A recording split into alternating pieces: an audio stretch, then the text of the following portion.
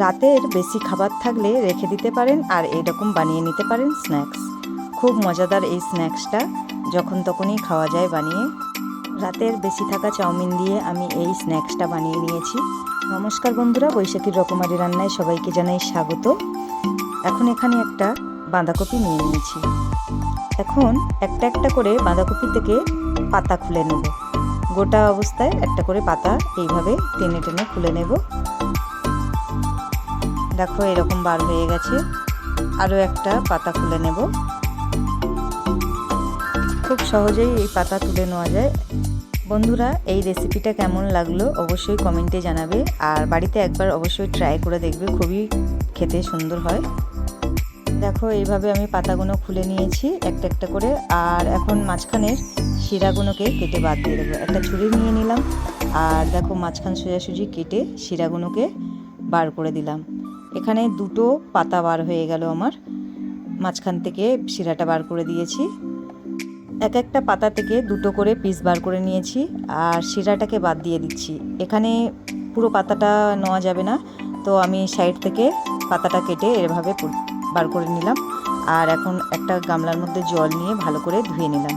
একটা একটা করে পাতাগুলো ধুয়ে জল ঝারিয়ে অন্য একটা পাত্রে তুলে রাখলাম। এখন সব পাতাগুলো ধোয়া হয়ে গেছে আমার। আর একটা বাটি নিয়ে নিলাম। এখানে 1 কাপ মতন বেসন গুলে নেব। এখানে দিয়ে দিলাম পরিমাণ মতন লবণ, দিয়ে দিলাম কাশ্মীরি রেড চিলি পাউডার, অল্প একটু জিরে আর ধনে পাউডার, আর দিয়ে দিলাম কিছুটা কালো জিরে।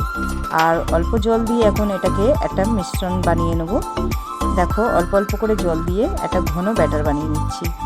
এই ব্যাটারটা খুব পাতলা করলে হবে না, একটু ঘন ভাব থাকবে। ঠিক এইরকম দেখো সরিয়ে রাখছি এটাকে। এখন একটা গামলার মধ্যে গরম জল বসিয়ে দিয়েছিলাম। বাঁধাকপির পাতাগুলোকে একটা একটা করে এই জলের মধ্যে দিয়ে দিলাম। একটু জলটা ফুটে উঠেছে, আমি পাতাগুলোকে চেপে চেপে এই জলের মধ্যে দিয়ে গ্যাস অফ করে দিয়েছি। আর এই পাতাগুলো জল থেকে একটা একটা করে তুলে নিচ্ছি। সব পাতাগুলো তোলা হয়ে গেছে। একটা পাত্রের মধ্যে জল ঝরিয়ে রেখে দিয়েছি। আর এখানে আমি রাতে চাউমিন বানিয়েছিলাম, সেই চাউমিনটা বেশি ছিল। এখানে কিছু কাঁচা লঙ্কা কুচি দিয়ে দিলাম, আর দিয়ে দিলাম টমেটো সস একটু বেশি পরিমাণে। এটাকে মাখিয়ে নেব ভালো করে। আমি এই স্ন্যাক্সটা নিরামিষ বানিয়েছি। এখানে চাইলে রসুন কুচি, পেঁয়াজ কুচি দিয়ে দিতে পারো। রসুন কুচি আর পেঁয়াজ যদি দেওয়া যায় টেস্টটা আরও দারুণ আসে। আমি আজকে নিরামিষ বানিয়েছি। মাখানোটা হয়ে গেছে, এখন এটা একটা সাইড করে রেখে দিচ্ছি। এখন বাঁধাকপির পাতা একটা বিছিয়ে নিলাম। এর মধ্যে 1 চামচ মেখে রাখা চাউমিনটা দিয়ে দিলাম। দিয়ে দু সাইড দিয়ে হালকা করে ফোল্ড করে দিলাম। দিয়ে একটা রোলের আকৃতি দিয়ে দিলাম। দেখো হাতের সাহায্যে এটাকে সুন্দর করে একটা রোলের ভাব করে দিলাম। এইভাবে সবগুলো বানিয়ে নেব। আরও একটা পাতা নিয়ে নিলাম, এর মধ্যে আবার দিয়ে দিলাম চাউমিন, দিয়ে আবার ফোল্ড করে একটা রোল বানিয়ে নিলাম। এইভাবেই সবগুলো বানিয়ে নিলাম। বন্ধুরা, যারা নতুন বন্ধু আছো চ্যানেলটিকে সাবস্ক্রাইব করে অবশ্যই পাশে থেকো। আর রেসিপিটা কেমন লাগলো কমেন্টে জানাতে ভুলবে না।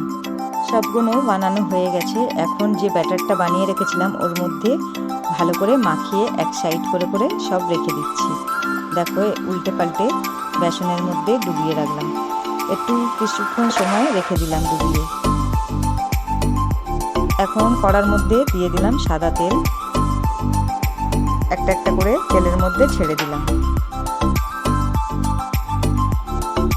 গ্যাসটা একটু লো ফ্লেমে রেখে ভাজছি প্রথমে, তারপরে হাই ফ্লেমে দিয়ে ভালোভাবে ভেজে তুলে নেব। ভাজাটা হয়ে গেছে, দেখো একটা একটা করে তুলে নিচ্ছি। এই স্ন্যাক্সটা গরম গরম খেতে খুবই ভালো লাগে, আর ঠান্ডা হয়ে গেলে অতটা ভালো লাগবে না, তাই এটা গরম গরম ভেজে খাওয়াটাই ভালো। সব ভাজাগুলো আমার হয়ে গেছে। এখন একটা প্লেটের মধ্যে সাজিয়ে নিলাম। দেখতে কিন্তু দারুণ লাগছে। এখন টমেটো সস দিয়ে দিলাম। কার কার এই রেসিপিটা ভালো লাগলো অবশ্যই কমেন্টে জানাবে।